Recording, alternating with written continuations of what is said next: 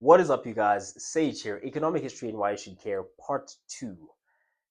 Now, we are still in The Lost in Transformation by Saint-Pierre de Blanche. In chapters 1 and 2, we covered the Cold War and how it affected the ending of apartheid, as well as the politics around all of that, including the position that America was in. And we will find out how that ends up influencing things and the way things are today, in what I'm going to talk about today. And in chapter 2, we learned about the American capitalist system, not only its origin, etc., but its uprises and pitfalls and how they end up being in the situation that they're in today, where they're in massive amounts of debts, they're off the gold standard, etc. So we start by going through a brief history of the three in chapter 3, the four political economic systems that were in place in South Africa from 1652 to 1994.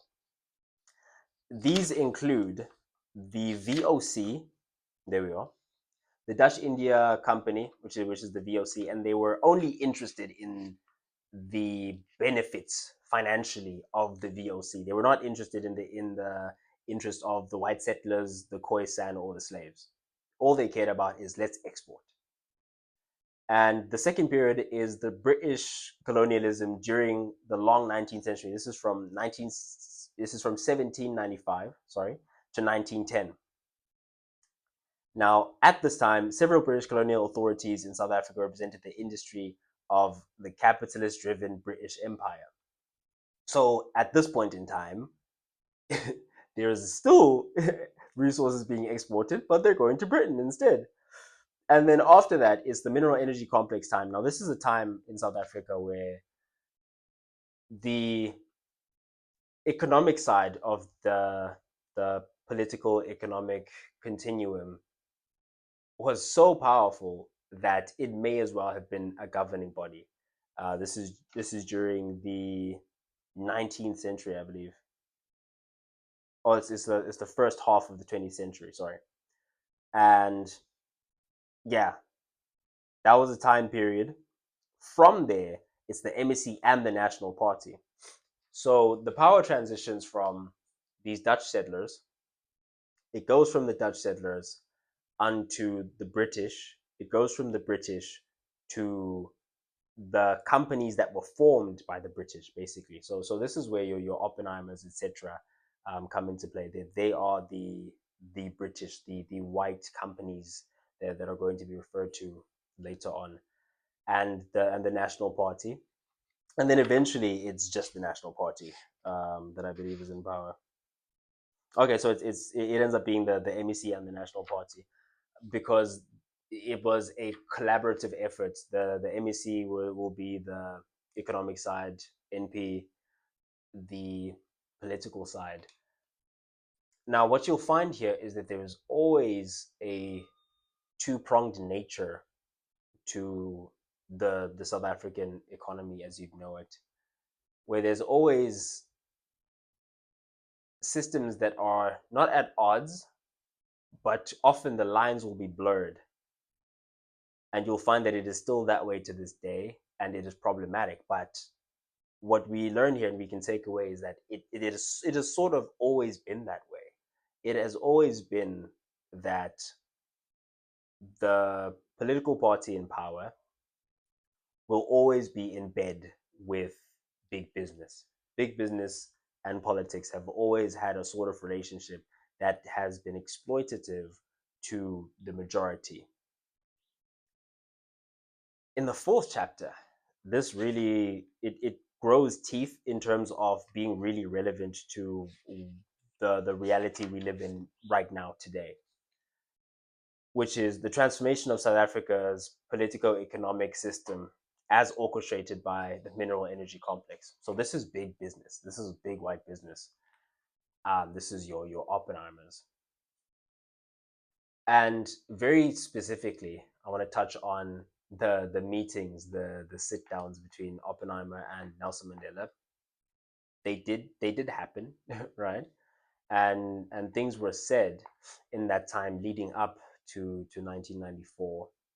that may have led to the decisions being taken that were taken. And ultimately, two things are confirmed. Number one, the black majority was sold out. Period. You can call it what you want to call it, but what ends up happening is that the ANC goes from being a socialist party, all about redistribution. Let's break down these companies and give everyone a fair shot across the board. It's kind of, let's kind of have a fair base to start from, and then we can start from there. But at very very core, they were defined by we want to redistribute wealth. And between 1990 and 1996, there was a, yeah, he uses such a fantastic word uh, to describe the shift. Such a fantastic word to describe the shift. Something of a a diabolical shift, but he doesn't say it as a diabolical shift. But the true shift that happened from between those times is absolutely insane, because the ANC goes from being the socialist party that's all about redistribution to all of a sudden being part in play with this entire capitalist system, and that we should be a part of it. Now, a part of that, like we said in the beginning, the Cold War ended round about those times. And because of the circumstances under which the Cold War ended, the Soviet Union was not able to provide arms to the ANC, the freedom fighters, etc. And so they were more willing to sit down and negotiate. From the NP side, other countries were not willing to fund the the apartheid regime because it was just evil, and people were seeing that. So there was an anti-apartheid thing going on globally. Meaning that at the same time all of this is happening and they have to have the sit down, America is in a position where they have won the Cold War, Russia has conceded, and capitalism is on top. It is at its peak in terms of its stock value. If it were a stock, it would be absolutely through the roof. As a result of this, it would stand to reason that there were huge pressures coming in, not only from the American side, but from the MEC and the NP, to push the ANC into accepting these terms. A part of the terms that were agreed on are nothing short of egregious in terms of the energy sector, the mineral energy complex main companies were allowed to move offshore, to move their main offices to New York and to London. What this effectively did is it put them out of the reach of the law, and they essentially washed their hands of all the crimes that they had committed. In trade of this, they created the Black economic empowerment things, as well as there was something for the previously disadvantaged, and there was something else as well, including all the social grants, stuff like that. But there's something that I just want to convey right now and make sure everyone understands, is that in the midst of all of this, what all of this means essentially is there are legs under the talk that the black majority was sold out essentially by the highest people at the ANC, and these people are the black elites that we know of today. Your Patrice Motsepe, Ramaphosa, the Mandela family, the Zuma family, like those types of people were the politicians that were standing there fighting hand in fist.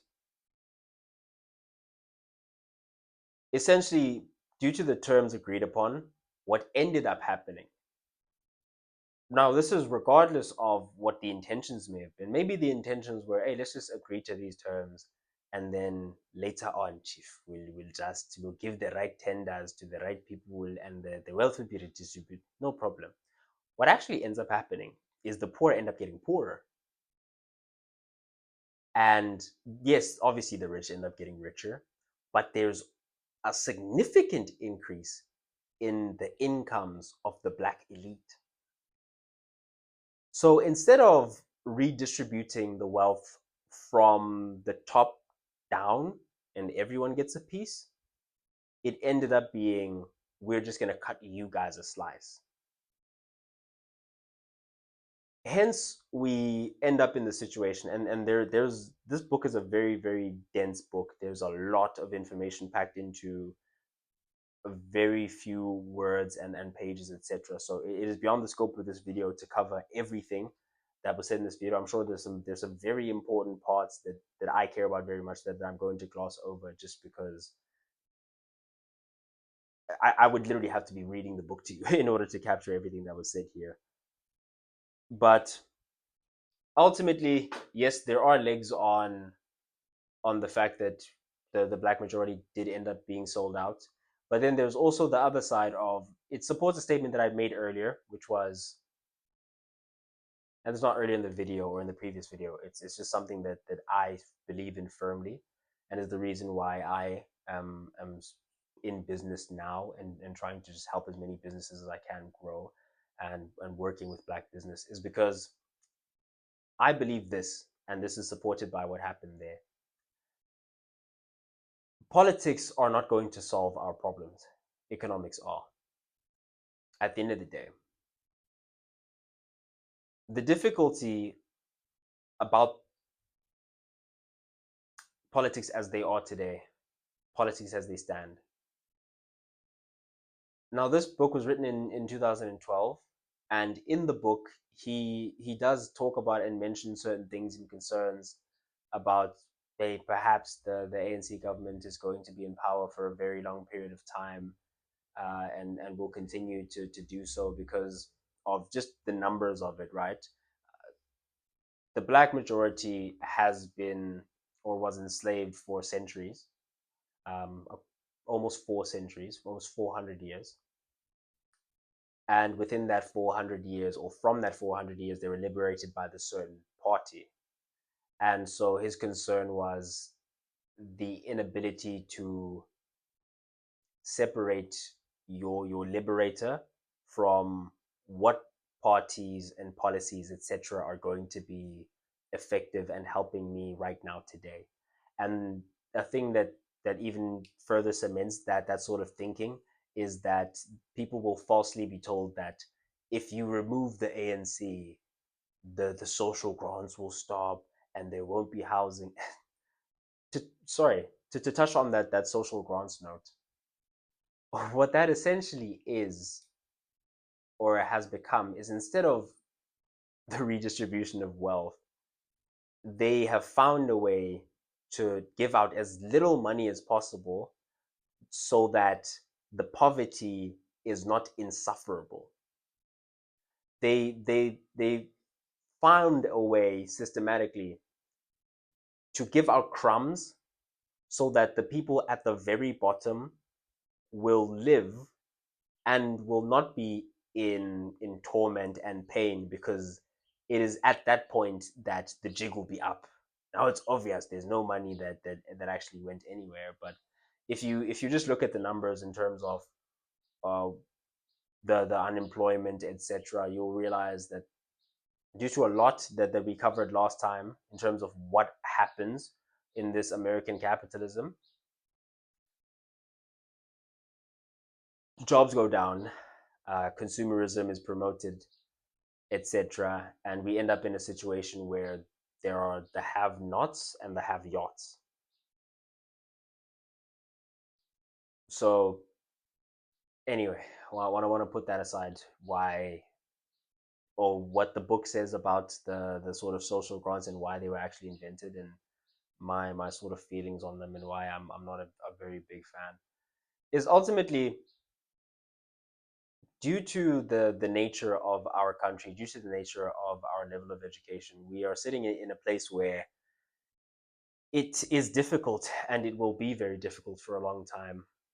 There is a crack, a crevice of light, which is that right now, today, there is a sort of new government that is in, that is some sort of combination of the parties that were there. And so hopefully there will be a newer level of transparency, because there is no transparency, of which there's supposed to be in a democracy, in terms of what's going on, who's getting a tender, where, what's, because then they couldn't do these things where they end up crooking people, snaking people, doing things behind other people's backs, and looting the country essentially, as their predecessors did before them, and continuing to line their predecessors' pockets, because they're not only, okay, so what this book actually writes out plain and clear is that the black elites that are in charge of this country at the moment are not only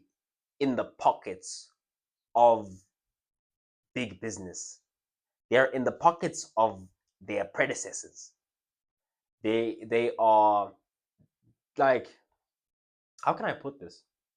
I'm trying to make you guys understand that if this is the timeline of South Africa, all throughout the time of South Africa, the majority has been painfully impoverished, and due to the majority being painfully impoverished, there has been an elite that is benefiting from the cheap labor that is produced from here.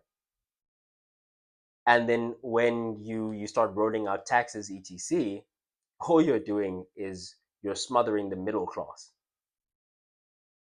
And there is no conceivable way within capitalism that one can go from the middle class to being financially free, financially elite, especially not in the education system that we currently have. However, these people who are being undereducated, underfed, who are in pain, have the same voting power as anyone else does in the country. That may be, and here's what I need you to understand, is that these people are in a position where they have never been able to train, educate themselves, and understand the the dynamic, or understand what there is to consider when you are making choices. These people are in survival mode, and you cannot think when you're in survival mode. You're just worried about where your next meal is going to come from. And so, all that being said, say that to say, I was gonna look for what the next chapter is gonna be about. It's affirmative action. Oh, there we go. That's the other word I'm looking for. So it's the hey, I'll tell you. Hey, I'll actually touch back on that. It's the BEE, Black Economic Empowerment. It's the PDA, which is the previously disadvantaged people, and it's AA, which is affirmative action, which means you have to have a certain number of people who blah blah blah. Now there are some people who were handpicked from outside of the elite circles, just to just sort of throw off the scent, I suppose.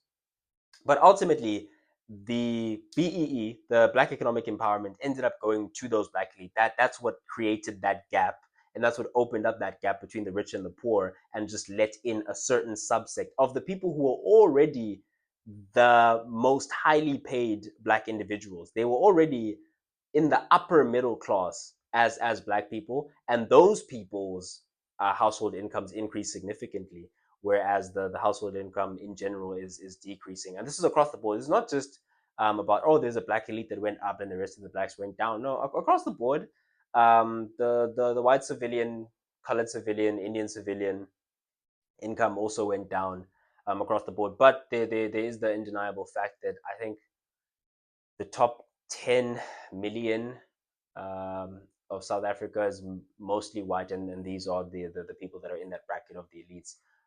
So sad to say, when you include all this affirmative action stuff like that, it actually it actually ended up that by the letter of the law, the elites were the previously disadvantaged, and they were the ones getting all the benefits of black economic empowerment, because obviously they were the ones who were on the political side, and that those blurred lines I was talking about with the economic side, where they were handpicking who gets the tenders and who gets this and who gets that.